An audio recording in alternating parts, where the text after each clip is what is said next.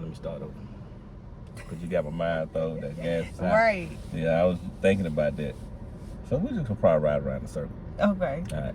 So I got Miss Alexandria Trimble. Hello. All right. She is the owner or co-owner, owner of Eyedilic Okay. Lashes. Yes. I got it right, didn't I? Yes. I know I did because I'm goated. But it's located in Hoover on Lorna Road. And how long have you been doing this? I've been doing it. It'll be 5 years in June. No, in July. In July. So, yeah. And before that, it was Lashes by Lex. Yes, Lex Michelle Lex Lashes. Michelle. Right. Lex I changed Michelle Lashes. the name probably 2 years ago. Okay. Why you changed the name? Because I wanted to incorporate other beauty services into it. Okay. So I wanted to take away the lashes part. So well, because I do go by Eyedilic Studios. Okay. As well, so. Well, that was my next question because, again, I did my research and I tried to look into it.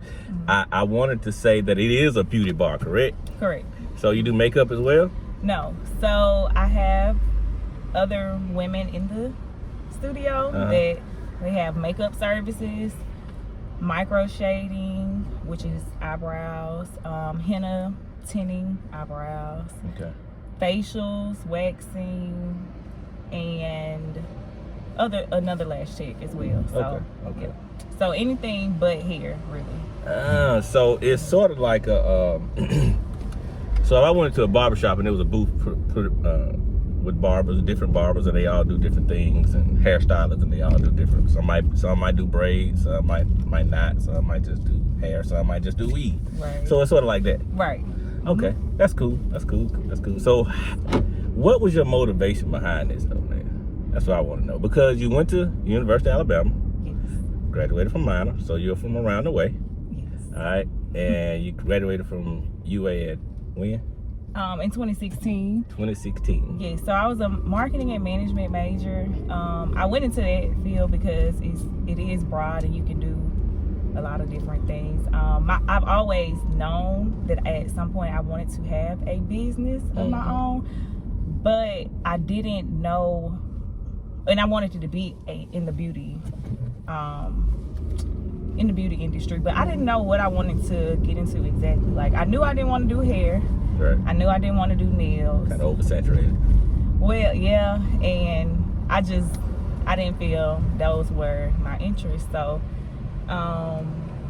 one of the easiest routes to get into it was doing lash extensions, and I had moved to Georgia after I graduated from school, and I took a lash class, and from there, I just started doing it on the side, and one day I just up and decided to quit my job, and it came from there. And like I said, I knew I wanted to get into having a business of my own, some type of beauty business. I just didn't know where, but it all kind of worked together and it led me to where I am now. So you just gotta take that first step, as they say. When you quit your job, how scary was that? It was very scary. Very scary. It was very scary. So I was young. I had only been out of college 1 year when I quit my job. And you don't have kids. No, I don't have kids. So everybody is different. Like, everybody say, well, you get mixed reviews. You get, quit your job. You can take off, and then you get, save your money, do this. I feel like every situation is different. My situation was, I didn't have kids. I didn't have a mortgage. I didn't have a car note. Like, I didn't have any type of bills like that. And I call, when you call your mama, it's still the deal. I called my mama, because the job that I had, you didn't put in a 2-week notice. You would quit the day of, because we handle a lot of sensitive information. So the day when you wanted to quit, you just got up and quit. So I called my mom. I was like, Mama, we just had this meeting. I'm not feeling it. And she was like, quit. She had been telling me, go ahead, quit, because I could come home if I wanted to. Right. And so I just up and quit. And it was scary. It was funny because it was raining the day I quit. that morning, and then after I quit, when I came out, the sun was out. So I was like, I'm gonna take that as a sign. Right. So been telling you to do this the whole time. Right, exactly. Yeah. So, and like they say, entrepreneurship is just like jumping out of a plane. You gotta figure out, how you gonna save yourself on the way down. So there is no.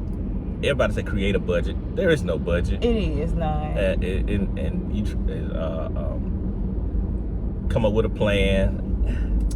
That plan fails. Right. And, I mean, it's just figuring it out as you go. Right. And learning what to do, what not to do the next time. Right. I know when I quit mine, I was still in the field, but I was working for another gym. I'm not gonna lie. I did not quit. I told the gym that I wanted to start my own business. I wanted to start my own training program, and I was gonna open a studio. I was just trying to be honest about it, trying to be transparent with management and whatnot, to let them know, hey, I still want to do this because I'm going to have someone else to run that portion of it. Right. I don't plan to take clients because I need this. So that's the reason I'm coming to you, so you won't think that that's the deal. 2 weeks went by, and it was like, hey, I think, you may want to just go ahead and focus on you because, you're coming in when you want. I'm like, well, that's the whole point of being a independent contractor. You come in when you want. Right. Anyway, so I was like, okay, cool, whatever. But the day that I decided to step out on faith and just quit working like a corporate job or a 9 to 5, 8 to 5, whatever, it was, my stomach was turning in knots, man, because I had all the things you listed that you did not have. Just kids, bills, mortgage, all of that. I mean, I had to pay. I had stuff that was due that following week. And after that check took care of it, it was a wrap. Car note, all of it. So I had to call a lot of people to let them know what the deal was. And then, it is what it is. And we started. And I broke even, which was good. I broke even each and every time, each and every month.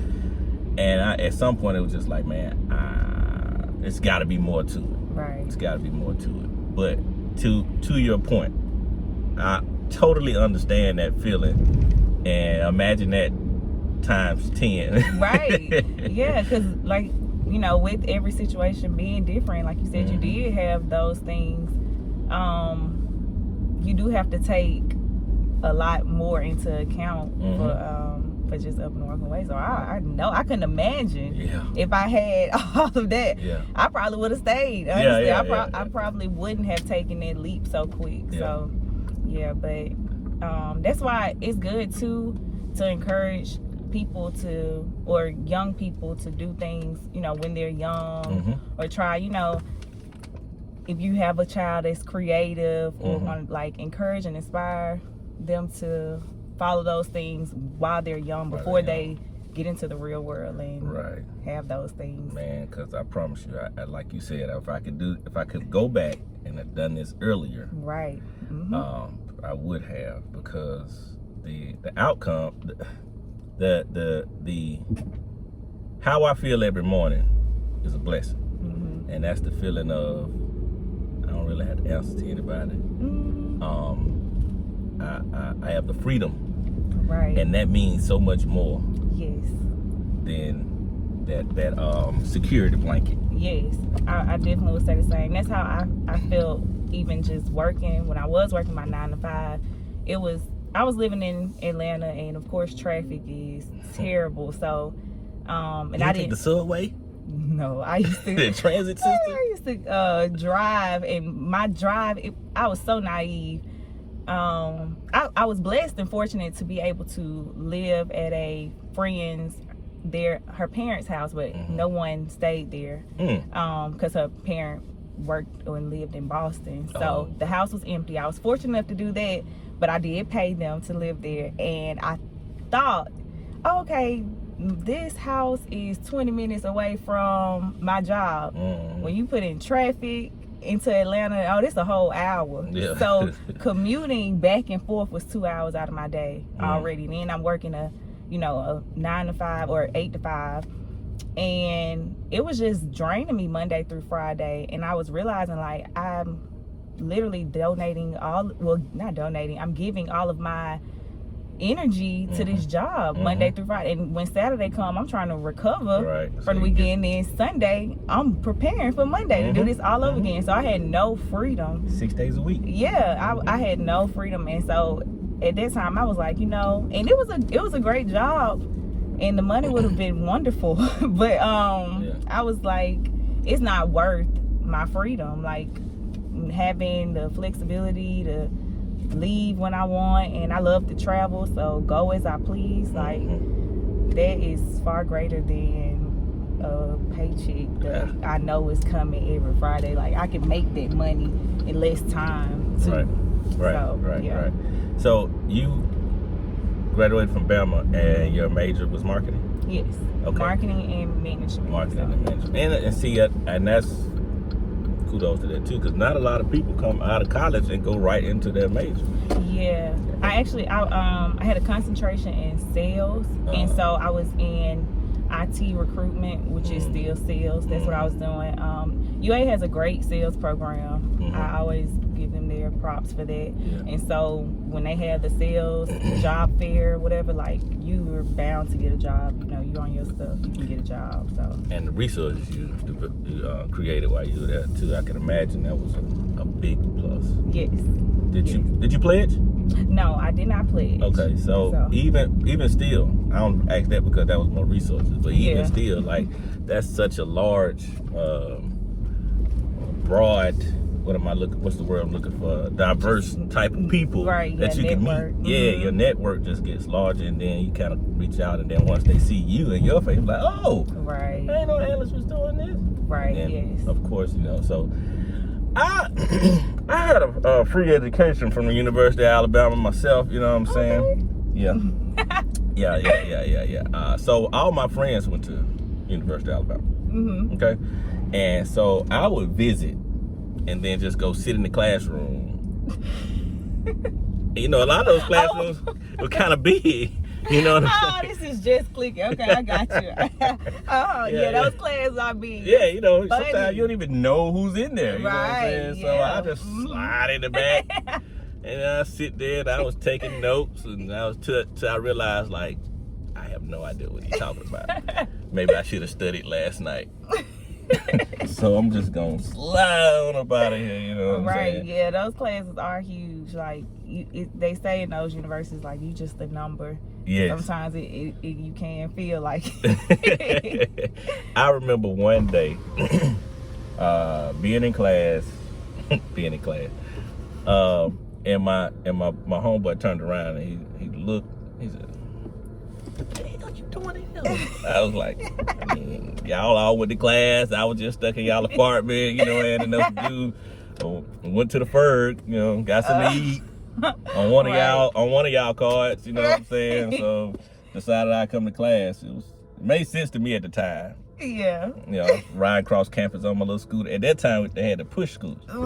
Now they have the hover, the electric or whatnot, chargeable. But at that time, you had to push with the leg.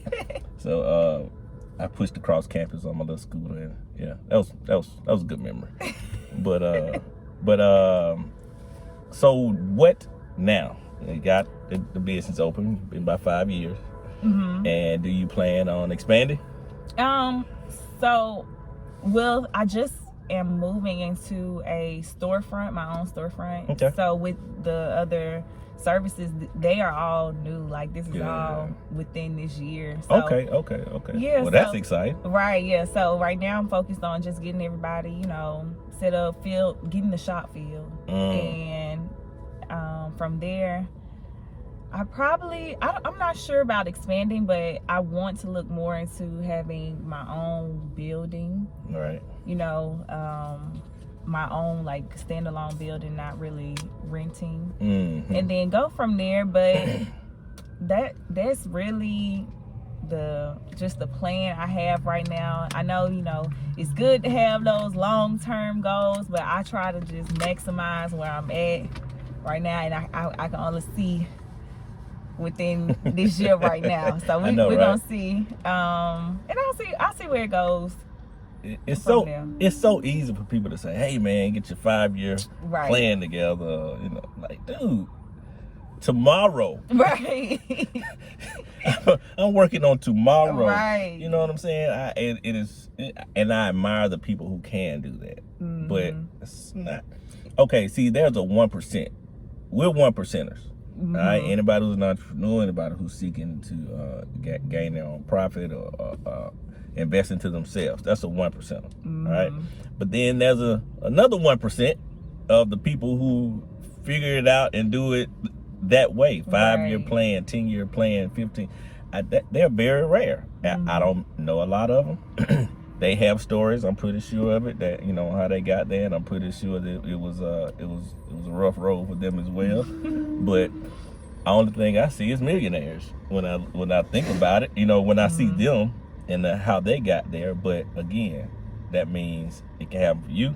It can happen for me. I got started late, but I've been in the game for a minute, and I'm still trying to figure things out myself. Yeah, no, so I also, when I was at UA, I was fortunate enough we did student recruitment, which is where you work with the football team or the new recruits coming in. And so I got to sit in sometimes when Nick Saban would speak to the players. And one thing that stuck with me that he would say, because I gotta throw some Nick Saban in here somewhere. Gotta throw that quote in. Right, but he would say focus on the 24 hours you have in front of you and do the best with those 24 hours. And I think that's just so true. Like, that's how you really get further. Like, you got to break stuff down. Take that first step. Like I was saying, don't see the whole staircase. Just go ahead and knock out that first step. So that's good. It's easy to say, like you said, get that 5-year plan. But I'm telling you, you break it down and you start chunking away, you'll get to where you want to be. Because this was not a 5-year plan, but it all worked out. It was just a goal, and I worked on each year where to push me a little further. So it's all about beauty for you, right? Now it's all about health for me, and you work out a lot. I work out a lot. I always wanted to include, and this was one of the reasons I asked you, I always wanted to include all aspects of health. I feel like when I work out, I'm as confident as I can be. Anything is possible for me after I work out. There's nothing I cannot handle. There's nothing I cannot face. I feel the same thing. I feel the same energy when I put on a suit. When I go get when I shave my head fresh and trim myself up. Right. And that's confidence. So is that how you approach when it comes to looking good as far as beauty is concerned? Absolutely. Like, I do believe they go hand in hand. And confidence is extremely important. That's why it's so funny we can compare beauty and fitness, because but yes, they do go hand in hand, but I do approach it the same. When you look good, you feel good. That's you the feel Dion good. Effect, right? Yeah, you look good, you feel good. So you gotta have that confidence. You gotta believe in yourself first, or feel you look good. Because nobody else. It's a healthy mind state. Right. It's a healthy mind state, and when you have a healthy mind state, that's also more important than wealth, because you can generate as much wealth as you want to, is if you're up to the task. Right. And the only way you feel up to the task is if you feel confident. You know what I'm saying? Everybody, I don't care who you are, likes to get a compliment. Right. And I'm big on that. I'm big on telling people, this, and like, hey man, you doing good. Keep it up. You know what I'm saying? Hey, I saw you yesterday. It was a good job. Whatever. And because that goes a long way, because you never know what someone is going through, first of all, and they may need that little bit of a push. I had to learn. I might get in trouble for this. I had to learn how to communicate with people on the same level. Let me explain that. I had to learn how to communicate with all generations, with all genders, with all ages. Am I making sense? Yes. Mm-hmm. On the same level without offending, or is defending a word? We ain't gonna use it. Don't make me laugh. No. Without offending, or just making people feel on a equal level with me, even though I work out more than you. Mm-hmm. Am I making sense? Mm-hmm. Okay. So, I've said all that. All right. So I had to be intentional on that, because it was either being perceived as flirting, or I was being rude. So, well, one of the two. I didn't really know how I was being rude, because sometimes I respond to certain people like, that was a dumb question, or, Anyway, I just realized I had to be intentional on how I communicate with people, because on a professional level, it could be harmful, especially being a trainer. Now, sometimes as being a trainer, I have to be a little bit harsh, because some people don't perform at their highest level, so I have to push them to that point, and right. You get that. And on another level with the flirting, that was causing problems at home. So I had to be sure to start conducting myself in a way that was not, that I would conduct myself in front of her. Right. You know what I'm saying? I didn't realize it, but again, it was a confidence builder for that person at that time for that situation. Now, the others would, if anything else, it was just like, I don't know, just my personality, who I am, who I've been all my life. So I tried to be aware of that. I think for you being the person that you are, and a professional person, and you're putting yourself in a professional circle or surroundings, how important is it for you to establish boundaries? Yeah. Boundaries are crucial. From professional to personal, like in your personal life, you got to establish some boundaries when it comes to family and friends. But to answer the question, you said how. Yeah, because you can doing what you do. You're doing business with a lot of different people. Because you have to get product and this, that, and the other, and you have to move this around, and sometimes that may not be you, but something may try to interfere with that, and it's important to be like, hey, no, let's keep it here, right, and not go here, because it may affect it. And I need everything that I'm doing to be on time. Right. Yeah. Correct. Like, so boundaries, like I said, they are important when it comes, because I do business with family. My clients, like you're saying, when they come in, and like you said, operating or communicating and doing business with other business professionals, like my graphic design people, etc. Yeah.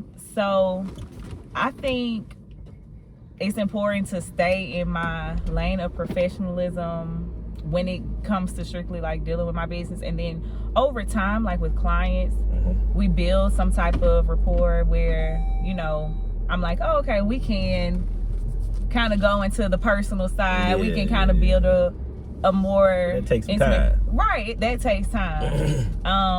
And when it comes with like business at the shop, like I said, my sister and my niece, they're actually two people that are in my shop. And I had to kind of remind them, like, hey, this isn't me coming to you as your sister right now, or this isn't me coming to you as your auntie. Right. Like, this is about business, right? So don't take this personal. But it's very important to establish like a professional. You have to separate your professional and your personal, and how you would kind of go about things, and that's sometimes like now with everything with social media and stuff, like a lot of times people are building brands on their personalities or whatnot, but you have to be careful doing it. Like you said, you know, sometimes things can be perceived the wrong way. Right. Even when it comes down to, like, sometimes these people that are like, oh, this is my personality, that's not even, it's easy to get feelings or emotions involved because we are dealing with a person with these type of businesses. Like, we're not really business to business, it's business to consumer. So you have to make sure that you do set some type of boundary so emotions and feelings won't get heightened, and we can kind of remain at that professional level. It really is easy to do. It is. Because you can unconsciously move into that realm without even thinking about it, and then you be like, how the hell I get here? Right. And then how did I let this happen? Right. Now my bottom line is affected. My timing on when I need to get all of my product is affected. Just it can be very detrimental to your career. Yes. You know, I may be saying very detrimental, but it can affect it. Right. You know, and so we really have to be conscious of that when you're moving in an entrepreneur's lane. But I think we're gonna close this up with a smoothie. I don't know which one you got. The strawberry banana. Strawberry banana. I got wild berry and peach, and it may have a lot of sugar in it. So yeah, don't judge us. We going to the gym after this. Right. So, you know, I don't know what y'all doing, but we going to the gym after this. I appreciate you coming on. I appreciate you having me. I salute you. And I wanted to let you know that you're one of the people that I would like for my daughter to see doing things out here, to let her know that there are other ways to be seen. There are other ways to be beautiful and to be seen as such. Absolutely. And without having to resort to showing yourself in provocative ways on social media. Yes. I've looked at your social media account, and none of that is the case with you, and a lot of other females that I plan to bring on as well. This is a journal for her. When I do segments with females, it's a journal for her, because I want her to see that not only just in her mother, because we know our children will look at their parents and be like, and go straight left. You know, no matter what we say, no matter what we do, no matter kind of example we set, they'll go straight left. But I think, you know, that's our job to let them know that, hey, there are other people like you that look like you, that are doing things in a positive sort. So well, yes, I commend you on doing this for her. I'm sure she will enjoy and be so appreciative of you exposing her to other women in the area which she's, you know, born and raised, is doing the same. Cool. Thank you. Appreciate it. All right. Thank you much. Thank you.